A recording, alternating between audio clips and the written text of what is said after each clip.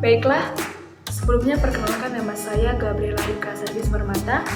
Saya mendapatkan materi tentang teori belajar behavioristik. Di sini saya akan menjelaskan bagaimana atau mendefinisikan teori behavioristik itu seperti apa, ciri-cirinya, tujuan, bahkan fungsinya, dan penerapannya bagaimana, dan kelebihan dan kekurangannya itu seperti apa. Baiklah, langsung saja di sini saya akan mendefinisikan teori behavioristik itu seperti apa. Teori behavioristik ini menjelaskan bahwa perubahan perilaku itu dapat diamati dan dapat dinilai secara konkret. Yang kedua itu ciri-ciri daripada behavioristik ini. Yang pertama, mementingkan faktor lingkungan. Yang kedua itu menentukan faktor bawaan, dan yang ketiga itu bersifat mekanis. Teori belajar behavioristik ini mempunyai prinsip.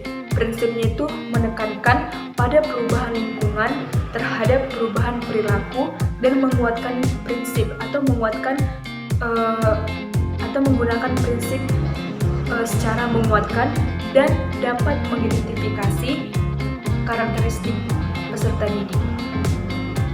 Dan teori belajar behavioristik ini mempunyai penerapan. Penerapannya itu di dalam proses pembelajaran terdapat hal yang tidak menyenangkan dalam proses pembelajaran tersebut bagi siswa. Di mana dalam proses pembelajaran tersebut guru bersifat sentral dan bersifat otoriter, dan guru tersebut melatih dan menuntut apa yang akan diajari dia nanti kepada murid tersebut. Dan penerapannya ini juga sangat bersifat otoriter kepada murid-murid. Dan saya di sini akan menyampaikan kelebihan dan kekurangan daripada behavioristik ini. Kelebihan yang pertama itu adalah, guru harus bersikap lebih jeli. Yang kedua itu, guru tidak banyak berceramah. Berceramah maksudnya di sini itu dalam proses pembelajaran guru tidak banyak menerangkan kepada murid, seperti itu. Dan yang ketiga itu kelebihannya itu dapat membentuk suatu perilaku dari murid atau dari guru tersebut. Dan kekurangan dari teori behavioristik ini, yang pertama, tidak semua metode ini diterapkan dalam semua mata pelajaran. Dan yang kedua itu, kekurangannya, murid hanya bisa sebagai pendengar saja. Dan pada saat murid mendengarkan apa yang disampaikan oleh gurunya ini, guru disuruh untuk menghafal apa yang didengarnya atau apa yang dijelaskan sebelumnya oleh guru tersebut. Dan yang ketiga itu, murid dipandang sebagai pasif. Oke teman-teman, sekian dari hasil presentasi saya behavioristik ini, dan selanjutnya akan dilanjutkan oleh teman saya, Sri Handayani. Terima kasih. Assalamualaikum warahmatullahi wabarakatuh. Perkenalkan, saya Sri Handayani Tarigan. Saya di sini melanjutkan presentasi. Saya itu mendapatkan teori belajar kognitif ini. Teori ini mengatakan bahwa belajar itu membutuhkan suatu proses perubahan persepsi dan pemahaman yang dapat diukur dan diamati. Bagi guru yang terpenting itu adalah bagaimana proses perkembangan kognitif pada peserta didik dan bagaimana guru dapat menyesuaikan pengajaran yang tepat kepada peserta didik melalui perkembangan kognitifnya. Terjadi melalui proses perkembangan yang bisa kita sebut itu adaptasi. Adaptasi itu merupakan penyesuaian tuntutan terhadap lingkungan atau intelektualnya.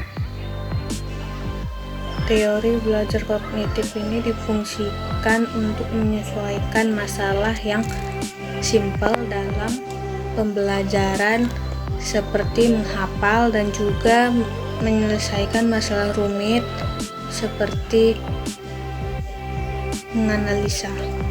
Teori belajar kognitif ini memiliki prinsip umum. Yang pertama itu adalah aktivitas belajar yang merupakan perubahan yang pada sistem individual atau perilaku.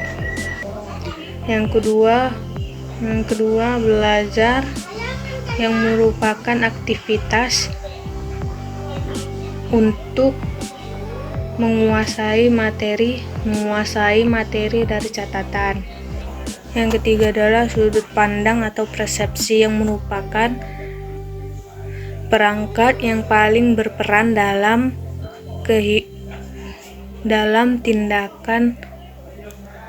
tindakan seseorang.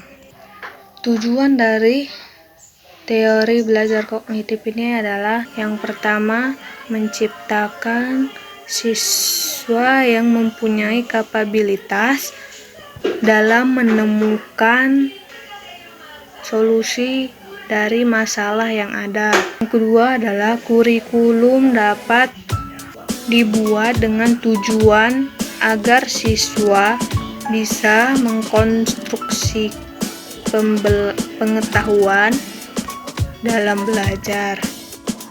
Penerapan teori belajar kognitif dalam pembelajaran. Belajar akan lebih fleksibel, bisa juga pada guru maupun peserta didik, tapi satu hal yang pasti, siswa dituntut untuk lebih proaktif daripada sang guru. Salah satu cara agar siswa bisa proaktif adalah dengan membimbing mereka untuk menemukan manfaat dari apa yang sudah peserta didik pelajari. Jadi, pelajaran yang akan diberikan ke siswa itu harus menarik dan mudah untuk dimengerti oleh mereka. Materi dan mode pembelajaran itu haruslah menyesuaikan jenjang siswa, dan kuncinya adalah guru harus banyak mencari referensi sebanyak mungkin dan membuat penelitian tentang siswa agar guru bisa memahami siswa yang lebih baik. Pada saat perkembangan ini, guru dituntut untuk selalu mencermati proses kognitif peserta didiknya. Ciri-ciri teori belajar kognitif: yang pertama, mementingkan apa yang ada di dalam diri individu atau perilaku. Yang kedua adalah mementingkan keseluruhannya. Yang ketiga itu adalah mementingkan peranan kognitifnya. Baiklah teman-teman, inilah hasil dari presentasi saya. Yang selanjutnya itu adalah dipresentasikan oleh Yusanita Sitanggang. Terima kasih. Selamat pagi teman-teman. Perkenalkan, nama saya Yusanita Sitanggang. Di sini saya akan mempresentasikan bagian dari materi saya, yang di sini saya mendapat materi dari konstruktivisme. Nah, sebelum masuk ke materi saya memperkenalkan diri saya terlebih dahulu. Nama saya Yusanta Tanggang, saya dari kelas PG PAUD Rek A 2019. Nah, mata kuliah ini adalah mata kuliah Psikologi Pendidikan. Oke, sekarang kita masuk ke dalam materi. Yang pertama, materi tentang pengertian dari teori konstruktivitas. Nah, teori konstruktivitas adalah pembelajaran yang bersifat generatif, yaitu tindakan pembelajaran yang bersifat generatif dari tindakan sesuatu dari makna yang dipelajarinya. Nah, dari sebuah tindakan, dari sebuah proses belajar mengajar akan tertimbul makna dari apa yang dia pelajari. Oke. Nah, di pembelajaran konstruktivitas di sini sangat diperlukan peran antara guru dan murid. Peran antara guru dan murid. Guru dan murid sangat berperan penting dan juga dituntut untuk berperan banyak di sini. Nah, belajar menurut teori konstruktivitas adalah suatu proses mengasimilasi dan juga mengaitkan dari suatu pengalaman dan juga pelajaran apa yang dimilikinya. Nah, dari kedua kaitan tersebut, maka proses belajar mengajar akan lebih bisa dikembangkan seseorang tersebut. Nah, di sini ada beberapa hal yang perlu diperhatikan dalam proses pembelajaran konstruktivitas. Yang pertama adalah mengutamakan pembelajaran yang bersifat nyata dalam konten yang relevan, yaitu di sini dituntut konten dan relevan sifat nyata dari proses belajar tersebut.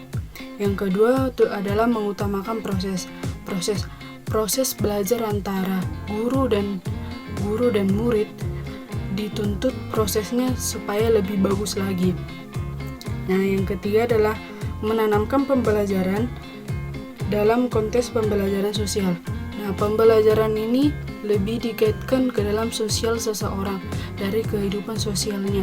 Apa yang didapat dalam pembelajaran tersebut supaya bisa ditanamkan dia dalam kehidupan sosialnya. Yang terakhir adalah pembelajaran dilakukan dalam upaya mengkonstruksikan pengalaman. Pembelajaran ini supaya bisa diterapkan dalam pengalaman hidup masing-masing seseorang. Nah, di sini ada kekurangan dan kelebihan dari pembelajaran konstruktivitas. Nah, di sini ada yang pertama kelebihannya. Kelebihannya yang pertama dalam teori berpikir. Murid akan lebih dituntut lebih paham lagi atau lebih tinggi lagi, lebih kritis lagi dalam proses berpikirnya. Yang kedua adalah paham dari seseorang ataupun dari seorang murid bisa lebih tinggi lagi atau lebih bisa mengaplikasikannya dalam situasi apapun yang terjadi. Nah, ingatan dari seorang murid dalam teori pembelajaran konstruktivitas ini akan lebih aktif dan juga akan lebih kuat dalam mengingat pelajaran yang didapatnya dari proses pembelajaran konstruktivitas tersebut. Yang keempat adalah kemahiran sosial. Kemahiran sosial anak akan terbentuk dari proses pembelajaran konstruktivitas ini. Contohnya seperti interaksi sosialnya yang terbentuk dari pengetahuan baru yang dimilikinya. Nah, kekurangannya adalah di sini kita tahu di sini peran pendidik sangat dibutuhkan. Kita tahu di Indonesia masih sangat kurangnya atau masih kurang mendukungnya peran pendidik sebagai guru yang profesional di sini. Ini adalah kekurangan dari teori konstruktivitas ini. Oke, terima kasih telah menyaksikan video saya. Mungkin sekian dari hasil presentasi saya. Jika ada maaf ataupun salah dalam kata atau perbuatan, saya mohon maaf.